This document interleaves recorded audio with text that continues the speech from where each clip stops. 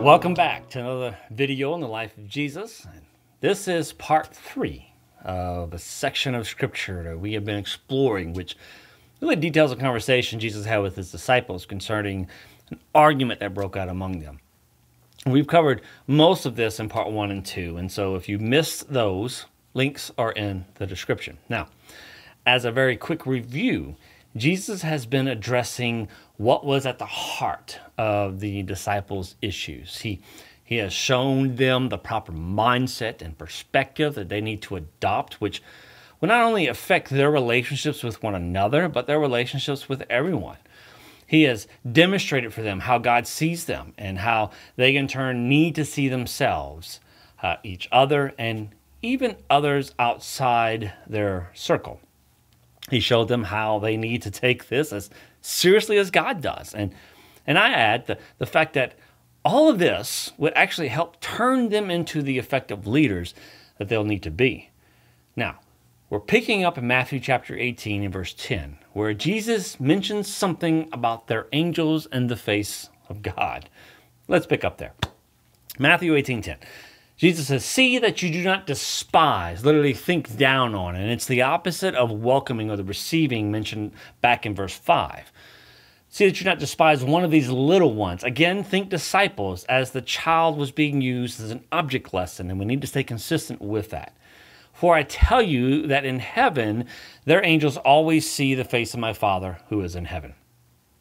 So, if the child was being used as an object lesson, and I believe they were, the child represents anyone who humbles themselves and identifies with Christ. This is consistent throughout this conversation. But what does Jesus mean when he started talking about angels? Well, it's no secret that the Jews actually do believe in guardian angels. Now, you might think of that as being silly, but consider the fact that throughout the Bible text, we have examples of angels and how they have interest in human affairs, and they seem to observe humans with interest. And Hebrews 1:14 says that they are ministering spirits sent to those who will inherit salvation. I'm not saying that Jesus is saying we all individually have guardian angels, but I am saying that according to Jesus, they are involved in human affairs and they have a presence with God. That should raise some alarm to the disciples, and even to us. Again, keeping in the textual context, it seems Jesus is talking about the disciples and the fact that God is aware and involved in their affairs. They are not just on their own, walking around, making things happen, controlling things, reordering things like those who are in power. How they lead is extremely important, and it begins with how they treat one another, how they see one another, and remembering that God is behind all of this and is aware of what goes down and how they treat one another. So Jesus says, each one of you is highly valued, so much so that God is aware of what's going on with you. Therefore, if you are one who is looking down on the other, or if you are feeling pretty insignificant, consider these words. Each of you are so valued that God is aware. Then to further his point, Jesus adds, what do you think? If a man has 100 sheep and one of them has gone astray, does he not leave the 99 on the mountains and go in search of the one that went astray? Oh, this is good. It's interesting to note that it is said that the average flock of sheep in Palestine at that time was about 100. So to own this amount of sheep meant you were pretty wealthy and probably had hired shepherds to tend your flock. Each sheep would be an asset that they would want to guard with their lives. The way things often worked out was that shepherds worked in groups. There could be multiple shepherds working on one herd, or multiple shepherds with multiple herds in the same area. Hence, Jesus said, "My sheep know my voice." See, sheep could recognize the call of the shepherd, and so intermingling, or at least having multiple herds in close proximity to one another, was not as much of a problem. And this would actually make it easier, for if a sheep wandered off, the shepherd could leave his flock in the care of the other shepherds that he was either working with, or maybe a shepherd whose flock was grazing the same pasture or close thereby. Now, let's think about what is being said here. Doesn't a shepherd have help when one sheep has gone astray? Is he not able to go and tend just to that sheep? Does he not take interest because of each sheep is of value, and consequently he has the appropriate help? So it is with you. God values you so much. He's your shepherd, and he is able to attend to you, to attend to those who are despised, looked down upon, and mistreated. He will attend to those whom you look down upon as well, whom you cause to stumble or despise. His angels are in attendance, ministering and helping. And then he says in verse 13, and if he finds it, truly I say to you, he rejoices over it more than over the 99 that never went astray. Think about it. The hired shepherd would indeed rejoice that he found his boss's sheep. This reminds me of what we call the parable of the prodigal son. The father rejoices because his son is found, and the older son is now jealous of how his father is treating his brother. But his father says, are you kidding me? Your brother was lost, and he has been found, and you have always been with me, enjoying the fruit and the blessings that come with being here with me all this time. You've constantly been attended to. So, and I believe, again, the point Jesus is emphasizing is the fact that each of them are highly valued. So much so that God takes a personal interest in their lives and that he tends to their needs. And in turn, they also need to adopt the same approach. Again, let's not forget that they are being trained as leaders. And these are lessons and examples for them to learn and understand and to grow by. And so, while the immediate textual context is the argument about who is the greatest, the things Jesus presents apply across the board. They apply to how they see themselves, one another, and everyone else. It's how they are going to lead in the kingdom. And so Jesus says, so it is not the will of my Father who is in heaven that one of these little ones should perish, which is a Greek word that means to be completely annihilated or lost. And with this, Jesus is challenging the disciples to value each other the same way the Father does. And I would suggest to value every life the same way the Father does.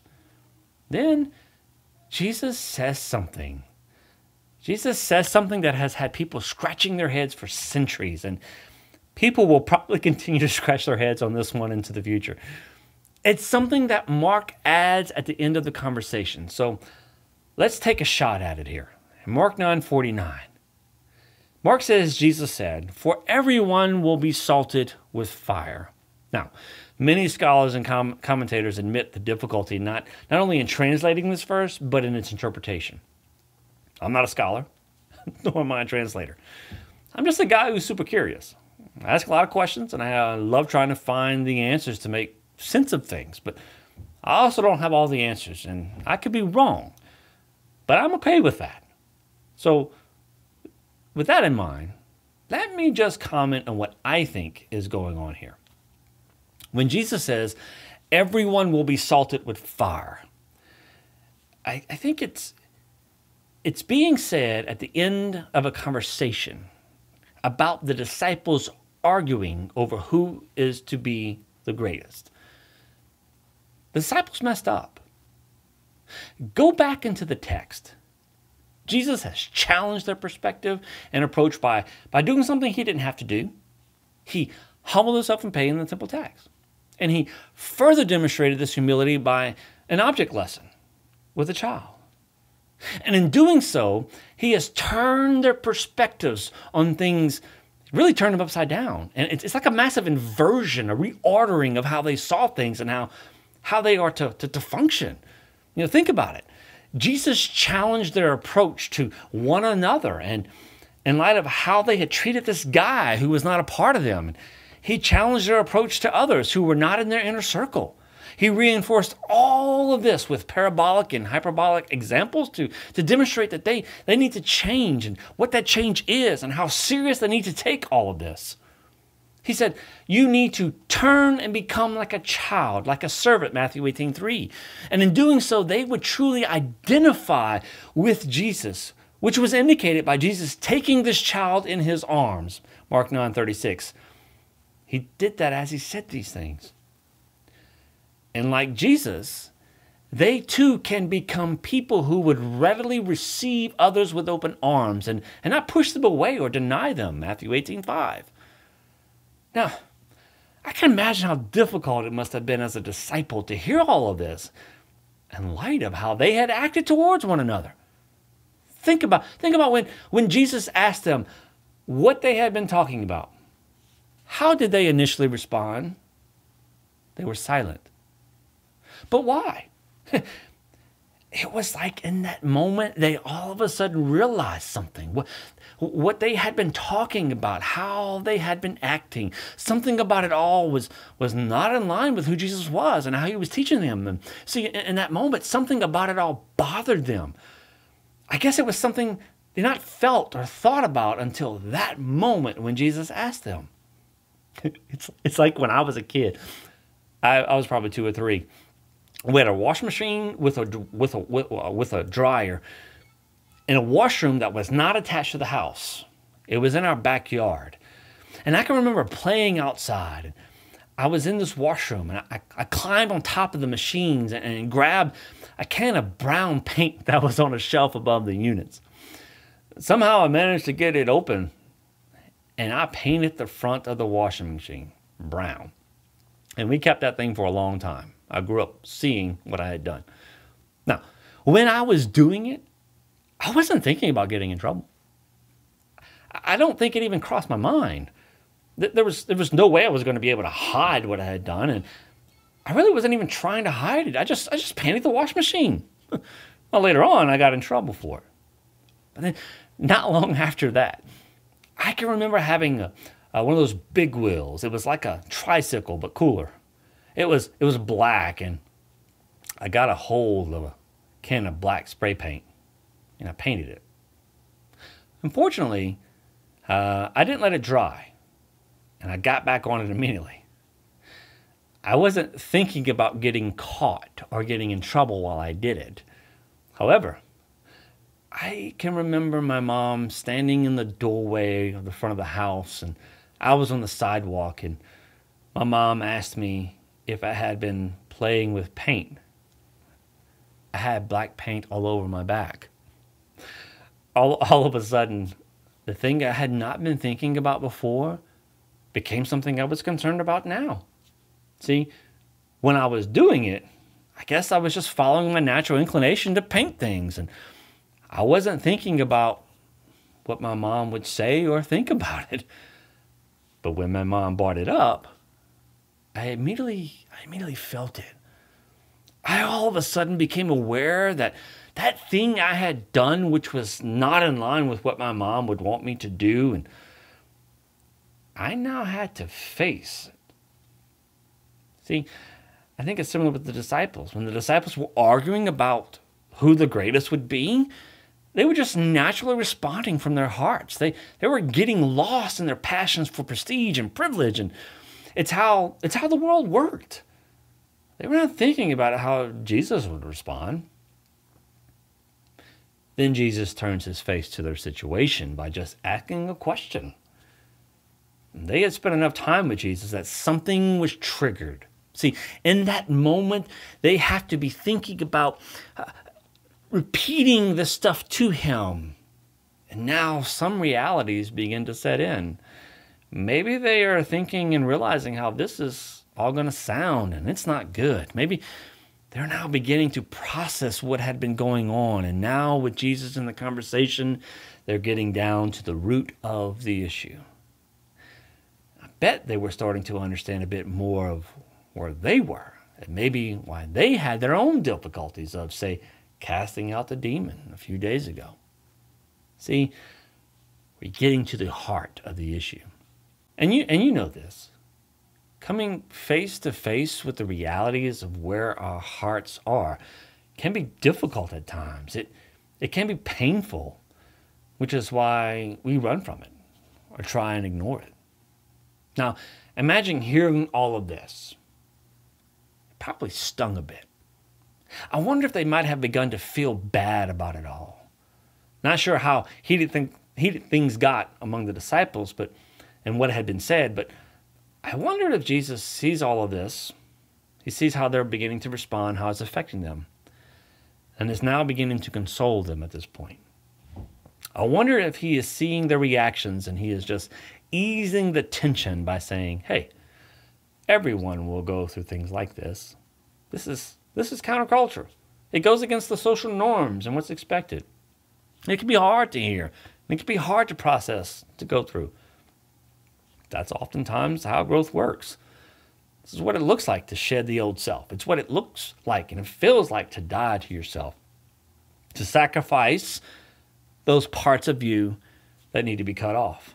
So what if being salted with fire is what we might mean when we might say being peppered with salt rock? It hurts, but it's transformative. It's an old saying that used to go around where I'm from, where if you were trespassing through a farmer's land or rancher's land, and they caught you, they would pepper you with salt rock in a shotgun. And the point is to keep you from coming back, right? Everyone faces some trials, some hardship, something that challenges their beliefs and perspectives. Everyone goes through this. But Jesus says it could be a good thing. Because then Jesus says in Mark 9:50, salt is good. But if the salt has lost its saltiness, how will you make it salty again? Have salt in or among yourselves, and be at peace with one another. See, we are still talking about their argument. Did you notice what he just said? Be at peace with one another. Everything we have said is sandwiched, in the last 3 videos, is sandwiched between Jesus asking what they were talking about and then Jesus saying, be at peace with one another. Now, remember, salt is a preservative. It's life-giving. And again, this saying echoes back to the Sermon on the Mount when Jesus tells them that they are the salt of the earth. Even Paul says in Colossians 4:6, let your speech always be with grace, as though seasoned with salt. So salt is a good thing. It's life-giving, life-preserving. It makes things palatable. It helps us to be at peace with one another. And so it's like Jesus is saying, have a little grace with yourself and each other. Be at peace with one another. And as weird as it may sound to us, it is interesting to note that salt was used extensively in making covenants and treaties between people. So, like when people were entering into a covenant or trying to make peace with one another, they would eat salt together as a part of the process. What's even more interesting to me is that in Acts chapter 1, verse 4, we're told that Jesus was gathered together with the disciples. And this phrase, gathered together with, can be translated as being together salted. You see, it's a compound Greek word, and the root of one of those words is the word salted. And so you could read it as Jesus being together salted with the disciples, which, by the way, is significant considering there were those who had deserted him before, and now everything was fine. There was peace among them all, and they are together. So in our context, it seems that Jesus is saying they need to make peace with one another in light of all of the things that they have learned. This is what good leaders will do. This is what the disciples of Jesus will do. But peace isn't always easy to come by. What if you're seeking peace and the other party doesn't want it? The other party is being difficult about it all. How hard should we work for peace? Well, Jesus has a few things to say about that. But that's next time in the life of Jesus. Grace and peace. We'll talk to you soon.